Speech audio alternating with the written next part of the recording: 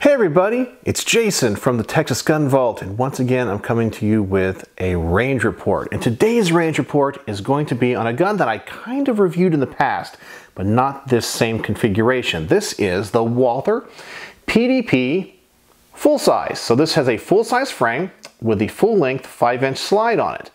So this is the biggest version of this gun. I reviewed the compact version in the past, and I mentioned I did want to shoot the full size because I absolutely love full size duty pistols. This is such an attractive gun, and it kind of took the world by storm because everyone loves the PPQ by Walther. In fact, I have my personal one out here, which is the tactical version. And if you've never shot a Walther PPQ, you need to go to the range, rent one, or find a friend that has one and try one out. Hands down, this is one of the best polymer striker fired handguns that's ever been made. And I think a lot of people agree with that sentiment. And so Walther was trying to up their game, address a few issues that people had with the PPQ, which were very few, and improve the design. And I think the biggest improvement is just the general look of this gun. This gun just looks very aggressive. It is more modular than the PPQ in that you can put a compact slide on the full-size frame and have a compact frame and a full-size slide. You have a lot of options that way. It's not a modular trigger pack like the SIG P320, but it's modular in that you can adjust the length of the barrel and the frame. The grip texture is also exceptionally nice. It's kind of scalular. If you notice, it's not like a pyramid like you would normally get on a Glock.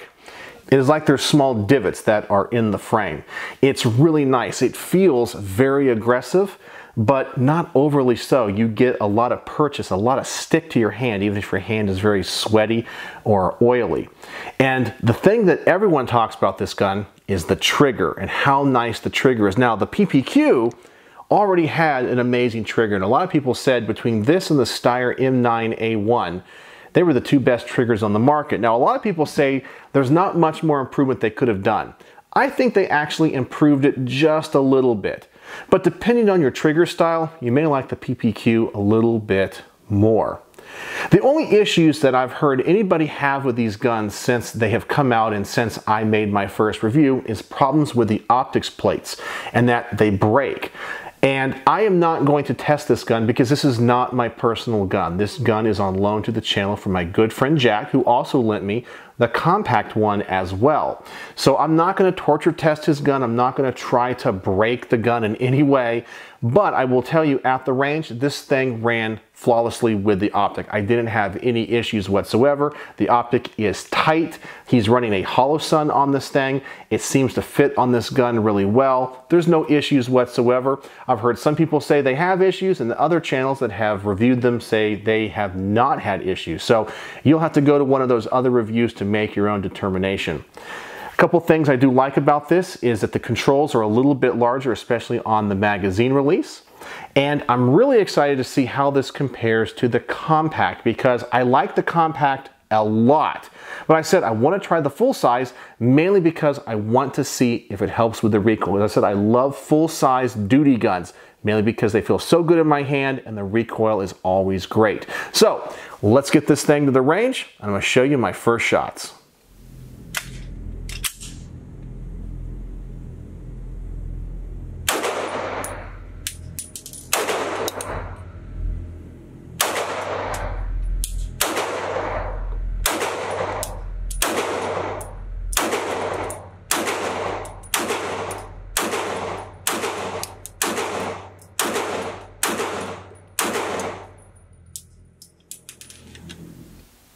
Alright, so the first thing I noticed is the recoil is not as low as I was expecting. Normally when you go to a full-size gun and a gun that looks this big and massive, you think it's not going to have much recoil at all. It's still awesome. It recoils great. But compared to the compact, I was really expecting a huge reduction, and I didn't get that.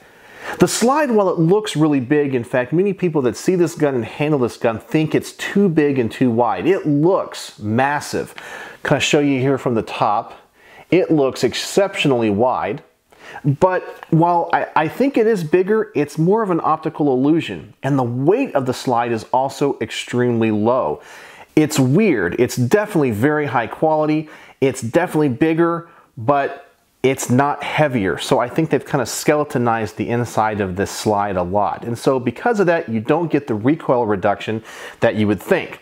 But as for its size, when I compare it side by side with the PPQ, I think the main difference is the top of the slide, where on the PPQ, it's kind of narrowed.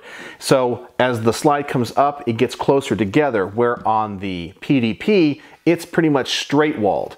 And I think that the width of the slide is exactly the same as the PPQ. You just have a little bit more material on the top of the slide, and it's more of an optical illusion. But I really like the way it looks. It's really aggressive.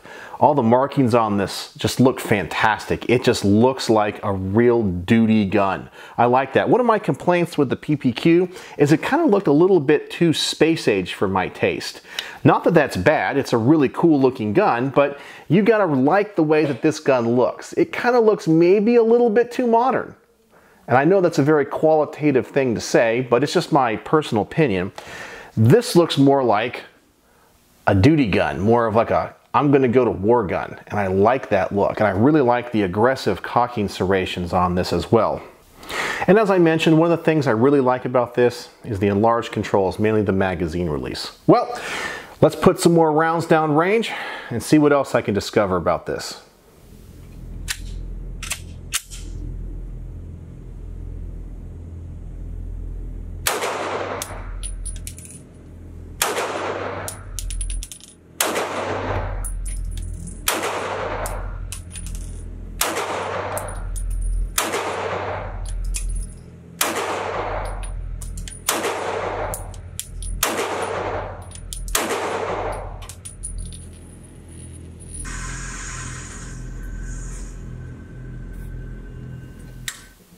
All right, so as you can see, this thing is running like a top. I'm really impressed with the accuracy. The red dot is holding 0. As I said, no problems with the optic plates that people have been experiencing on other channels. So for me, it's running good. I think for the average gun owner, I don't think you're gonna have any issues. Now, if you're gonna go out and torture test these guns, who knows, you may find an issue. But I don't plan on, if I ever own one of these, which by the way, I really do want to get one, I don't ever plan on torture testing them. I don't plan on dropping them from 5 feet and seeing what happens to the red dot. I think as long as you just take it to the range, take care of it, it's going to serve you for a lifetime.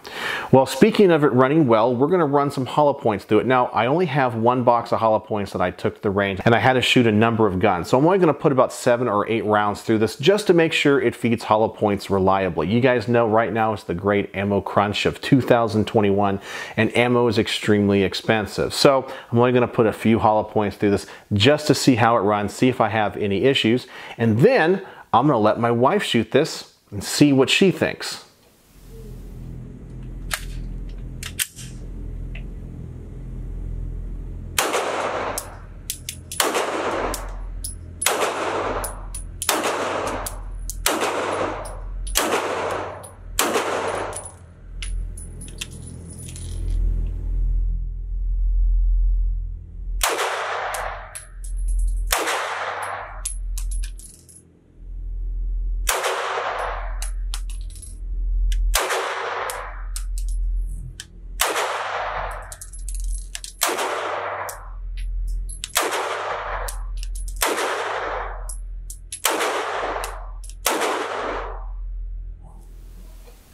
So Becky really loved the way this gun felt in her hand. It shot great. She said, though, she likes the compact version a little bit more. And I can tell you, just because of the size of her hands and her shooting style, she does prefer compact size guns. So this might be a little bit too big for her, but she did say how much she liked the trigger. The only issue she had, and I don't know if you noticed in the video, is that the rounds are coming straight back. Sometimes at like the 5 or even the 6 o'clock position, one hit her on the face. So I told her I think she might be limp wristing it. The trigger on this and the controls on this feel really comfortable, and I don't think she was gripping as firmly as she could. So she's going to have another shot at this and see if it changes the way that the shells eject.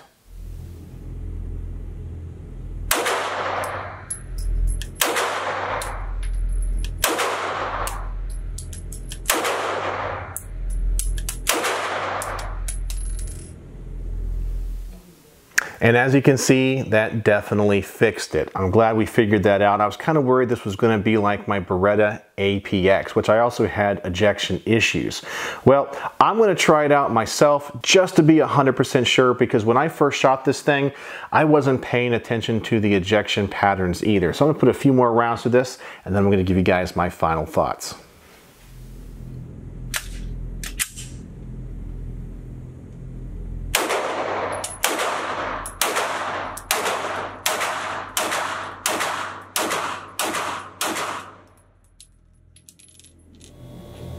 So, my final thoughts on the Walther PDP.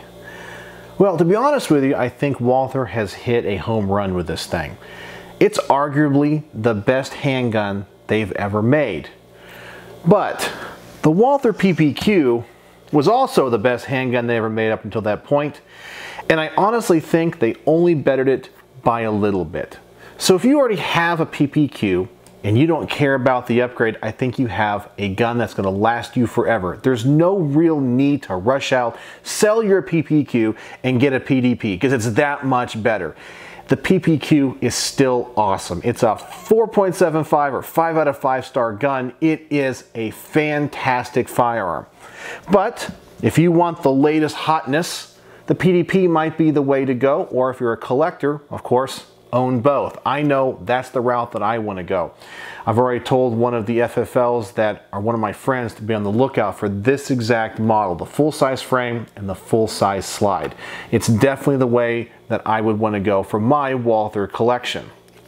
The upgrades are really nice. I think the texture is awesome. I think the slide profile is awesome, the way that this gun looks. And I know that I just keep showing this gun off here, but I really love the way this gun looks. It is just so attractive. Now, this gun is not going to get a perfect review for a couple of reasons, mainly because they don't offer it the way I think that they should. Now let me explain. I really want a tactical version of this gun, one with a threaded barrel and suppressor height sights, just like they offer on the PPQ. You can get a factory barrel on this that is already threaded.